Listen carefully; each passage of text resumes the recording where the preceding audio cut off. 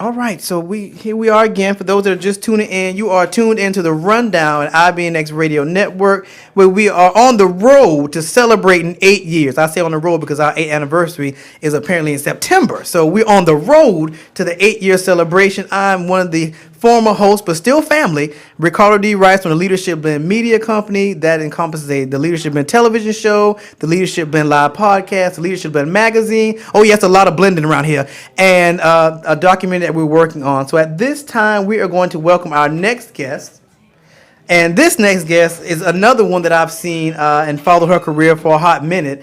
You will see her actually, I've seen her in one of the shows that I recently came to love, 911 on Fox Network, which is an amazing show. And we also had another comedian that was on the same show, Mrs. Marsha Warshaw. So I'm happy to welcome comedian and actress, Mrs. Coco Brown. How are you doing today, ma'am?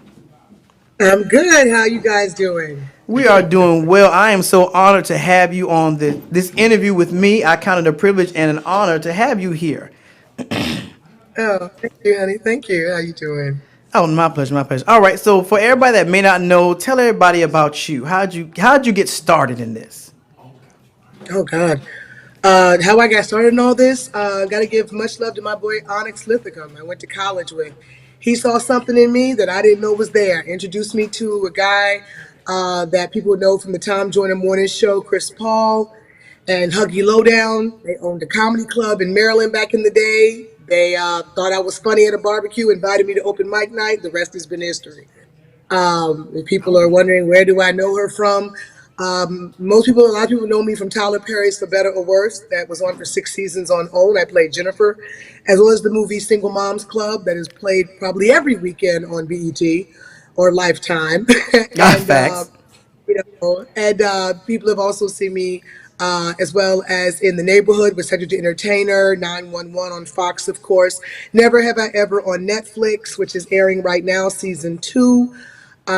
So yeah, I'm a little bit of everywhere. And then I've been doing stand-up for 25 years. So I've done Showtime at the Apollo, Comic View, First Amendment. I've had my own 1-hour special on Bounce TV.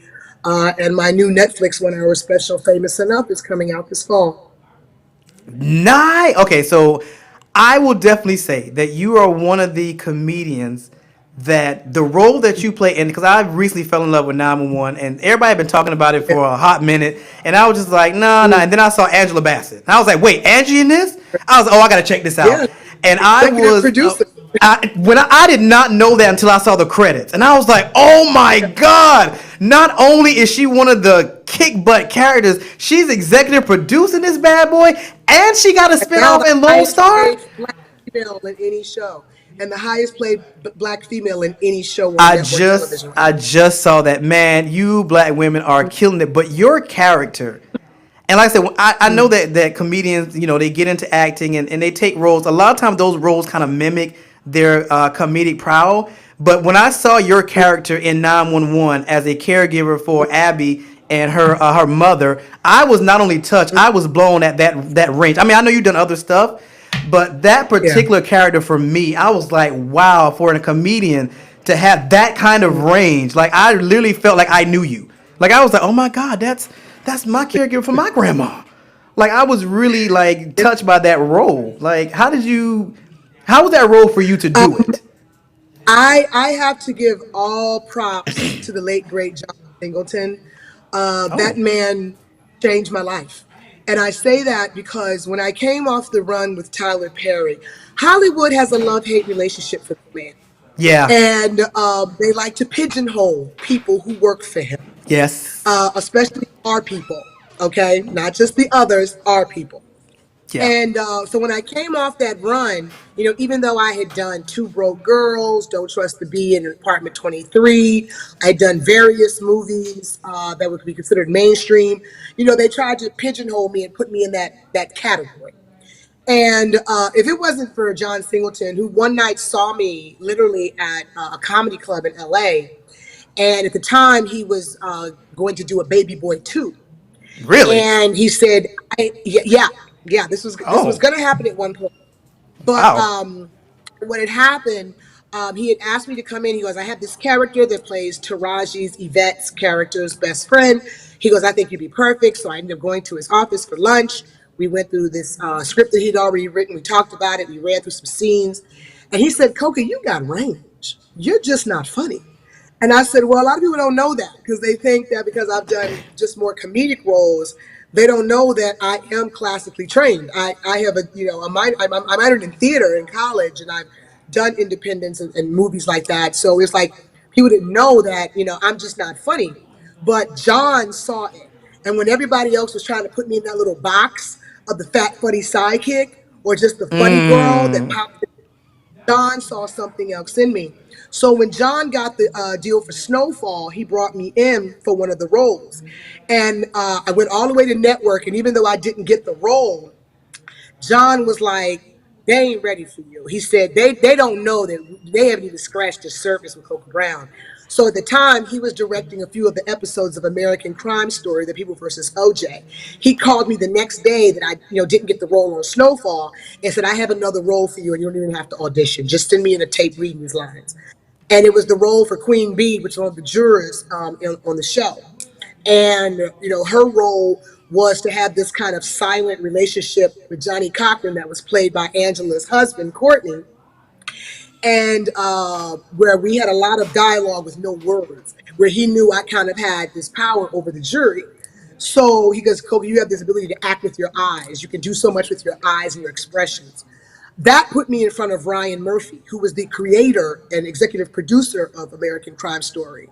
When he came up with 911, he asked for me. He said, get me nice. Queen Bee to play Carla Price. I need someone that can give me emotion without saying anything. I need her. So if it wasn't for John, I would have probably still been stuck in that box. You know what I mean? So much love to him. I miss him so. But that's how 911 came about, because because of John Singleton, God bless his soul, that he saw there was more to me than just being funny. So when you started out doing comedy, because you've been doing stand-up comedy seems like the longest, was that an aspiration of yours? That's a long time to be telling jokes in front of folks. I can barely do it at a barbecue, let alone do it in front of people I don't know.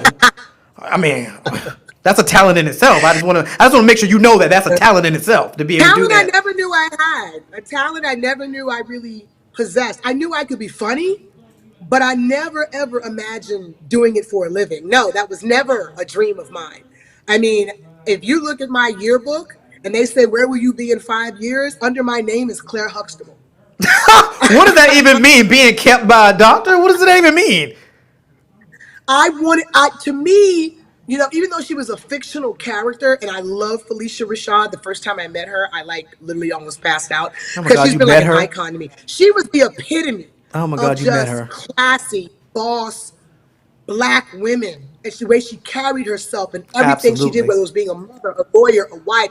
I just admired her. I was in awe of her. And so in my mind, she was a goal. I can be Claire Huxtable. So people used to laugh, but they knew, like people that grew up with me, especially in high school, they were like, oh, she was always saying that, I'm going to be Claire Huxtable. I'm going to be Claire Huxtable. So that's interesting. I never million years thought I would do this. No, I thought I'd be somewhere carrying a briefcase, married with a bunch of kids, honey, going to some Jack and Jill meetings. Oh, the soccer mom putting your arm against the kid because y'all might have an accident. Oh, okay. I never thought. And it's funny because my persona on stage is so far from who I really am that when people meet me, they're like, it's like you cut this switch on when you touch the microphone. And I'm like, well, she's my alter ego. Coca Brown is everything I couldn't be in the presence of my ancestors. I can get that. I can get that. Apparently, Beyonce having Sasha Fierce has kind of made it okay to have an alternate personality that everybody knows about without wanting to have you committed. So I can get there. I absolutely get there. All right, so let me ask you, because you said you have a comedy special on Netflix. So I'm going to ask this, and But it's coming out this fall. Okay, so there was a whole debacle with Monique and Netflix and all that things, that whole situation. Do you think that helped make things a little better as it pertains to the way Black women and Black men are paid in the Netflix space? Just in your personal opinion. I speak for everybody. I know when the time came for me to get a special, initially I would presume lowballed. And then when I went back and we negotiated and we came back and we went back and forth, they eventually gave me what I was happy with. And if I had to say it, then yeah, Monique standing up and sticking up for us to an extent helped to gave us the ability to negotiate, to not just take what was immediately offered. Nice, nice. You know, that was a whole big thing. And I remember on my show we had a conversation about it because the thing was people were saying kind of what Steve Harvey kind of said. Oh, well, you know, you should be happy as Netflix and you should take the money and blah blah blah. And I'm like, no, because she made a valid All these argument. platforms now, no, you do not. With all these platforms now, no, you do not. You do not have to take the one eat as one egg out of a dozen. No, you don't. I like that analogy. I love that analogy. All right, so let me ask you a question about Miss Bassett being executive producer. I know that we say a lot of times that we need to be behind the camera as well as in front of it. Just in your experience on set or just being around her, does it make a huge difference with her being an executive producer on these projects? Like the say so she has, who she can bring in, things of that magnitude. Yes, absolutely, absolutely. Funny joke. The last time we filmed last year, earlier this year when I was filming, and I walked into wardrobe, and wardrobe was 99% black women. Nice. And I walked out and I walked back in, and everybody was like, "What's wrong?" And I said, "I think I just walked on a Tyler Perry set." And everybody started laughing because I said, "Because in Hollywood, honey, you ain't gonna never see that many dark women." Literally.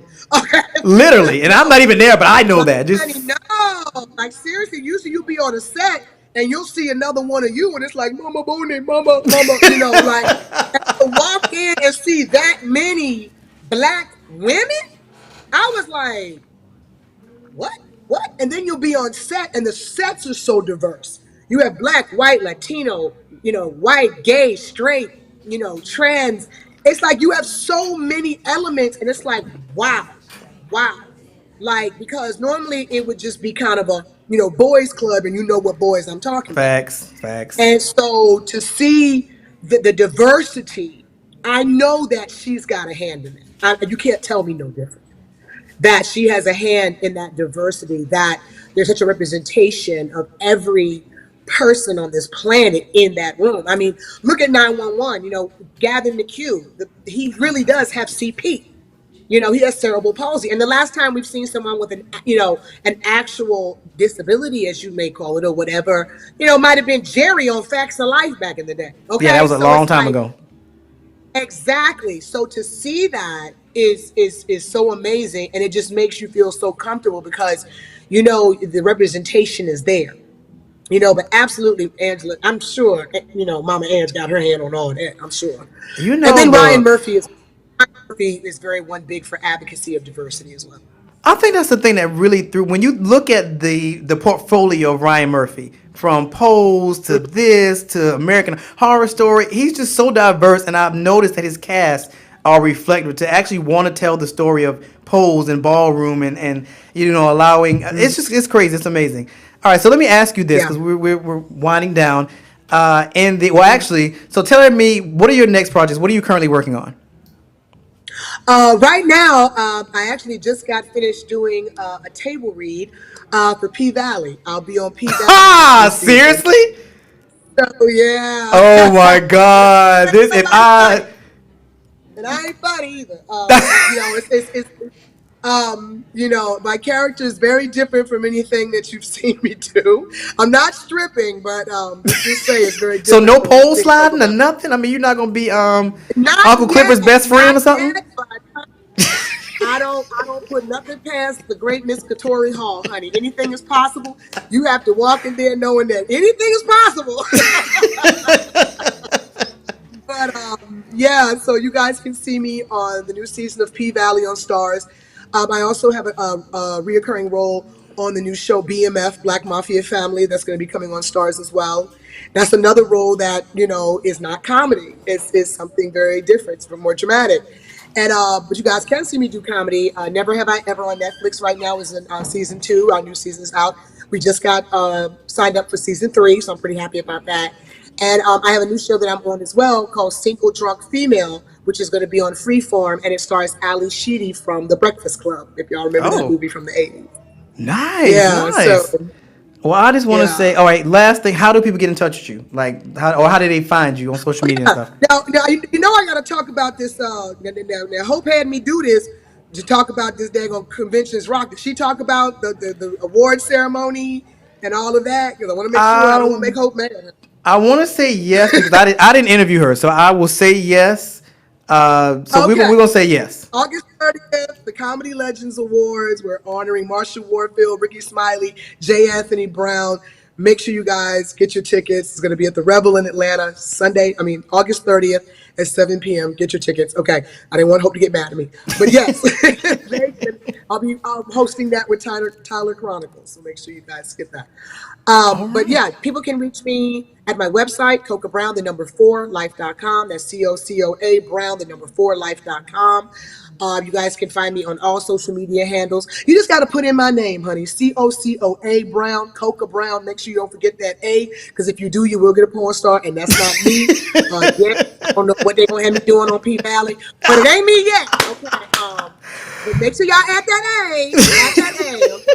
COCOA. All right, my dear. Thank you for taking this time out to interview with me. I am so honored and appreciative, and we will talk to you soon. And I definitely want to see this character you playing on P Valley. So you have a good one.